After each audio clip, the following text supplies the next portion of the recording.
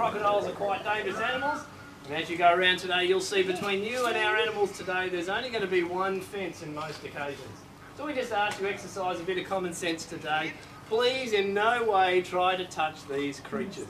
Don't put your fingers through the wire, your toes, your nose or any other part of your body. Don't even try and get a stick and touch them with a stick. If you try and touch these crocodiles, they're going to try and touch you back. And they don't use their hands to do that, by the way. You'll probably see a bit of that today when they start telling each other to back off the food. As you can see here, that one fence there. The other thing people like to do is get those lovely photos of crocodiles, and we want to say go for it. There's some great photo opportunities today. But we suggest you don't try and go all National Geographic on us and stick your hands over. Like that, get a photo of the crocodile from above, because these animals can move very quickly when they need to. In fact, as we'll see, some of these can actually jump. And so you see that fence there I just went over?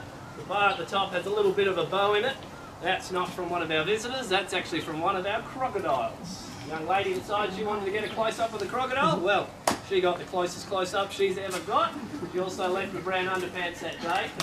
We do not want that happening to you. That bend was made by a crocodile's head that landed on top of it. And as you can see, it's almost as high as I am tall. So these guys can move when need be, right? So just make sure you've not got anything over the fence or through the fence. Everything that's on the inside of the fence is in crocodile territory. And the crocodiles today will decide it either needs to be eaten or it needs to be gotten rid of. So don't put yourself in that place. Okay, let's start over here. Alright buddy, come on.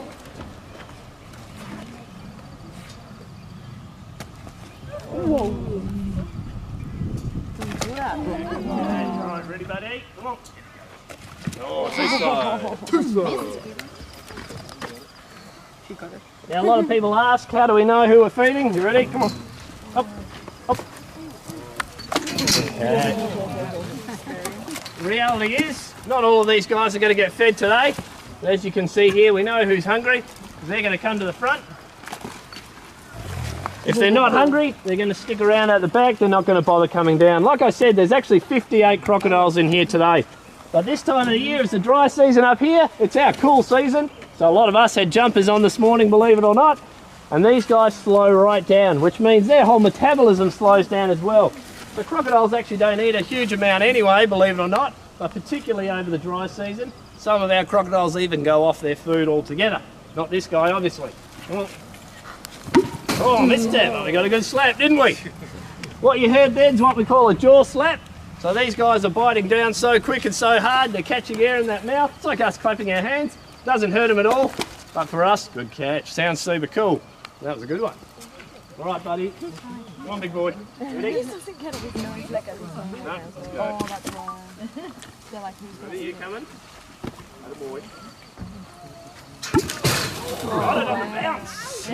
Nice. One hand, one bounce. Now, what we've got up here at the moment is all males. Now, I mentioned there's 58 in here. 50 of them are males, which means it's heavily outweighed females to males. It's like every pub scene in Australia, really. Don't have to be fed up here.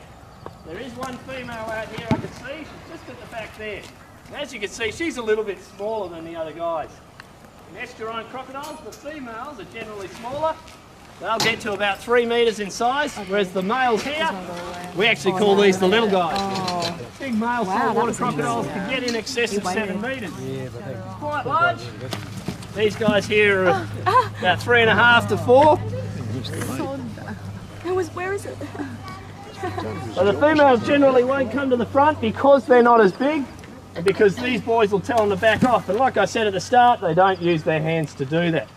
So when the big boys tell the girls to back off with their mouths, it does cause some rather large injuries on them, so they keep well away. Oh, did you hear that one? That was a good crunch, wasn't it? All right, let's see who's out in the water there. This might surprise a few. I see you there, buddy. Come on. Oh, on top. Sorry, let's try again. There you go. Good catch.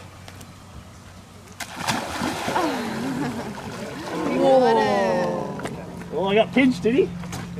Oh, I was choking them. Now, crocodiles are highly reactional. So what you're seeing here, the chicken's going in, they're not moving at all. But as soon as it hits that water, there's that explosion of pace and power. There's 3 there. So these guys can actually sense vibrations in the water. Stay there, bud.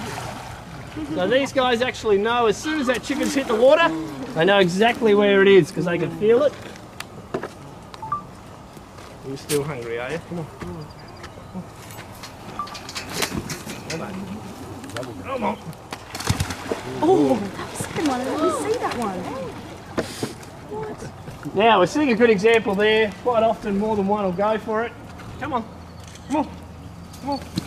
Oh, you got to get past him, don't you? Dead man and man. Come on, just walk over. Here's a good example. This guy here is missing a foot on his Oh my left God, hand side. they're all funny. Now, these guys are built to survive. Ready? So, in the wild or even in captivity here, if these guys lose a limb, for us that'd be a huge issue. Firstly, we'd have a blood loss issue. We'd have to get to medical attention very quickly. Crocodiles can deal with that. They can actually stop the blood going to any particular part of their body. So he loses that limb there, he just stops the blood flowing there. Doesn't have a blood loss issue. The next big issue he does have though is getting into that lovely clean water with an open wound. For us, the infection would set in very quickly and we'd be done in no time. Crocodiles have a protein in their blood which actually helps stop and fight infection. These guys are almost impervious to infection. In fact, so much so that scientists today are trying to study the blood and see if they can't use that protein in modern medicine to help us fight off it. This tool is different this time. Look at that one moving, just literally at scale. Oh my God, that is scary. Wow. Isn't that incredible? Wow. This is dark, this is dark.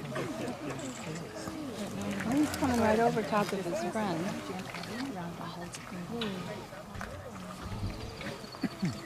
It's funny, they look so slow, but I feel like if they wanted to, they could be really fast.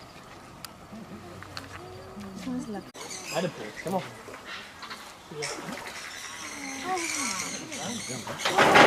Oh, you nearly got it.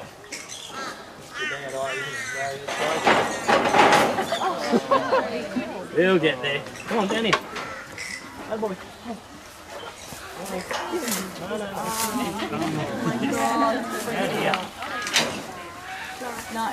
All right, I'll get that for you later. Let's try one on this side. Who's hungry? Come on. Come on. Attaboy. Come on. Good catch. Anyone see a difference? These guys are a lot more placid compared to the crocodiles next door. Now these aren't safe creatures by any means. These are still dangerous creatures. They can still very much do a lot of damage to me. However, the big difference with alligators and crocodiles, when I feed these guys' only interest is the chicken in my hand. When I feed the crocodiles next door, they would quite happily take me and have me for lunch as well, without a second thought. Oh, you found it, well done. So in the crocodilian world, we actually refer to these guys as the puppy dogs of the crocodile world, because they're a lot more placid, a lot safer, a lot calmer. Well, that was a good hiss. Hear that?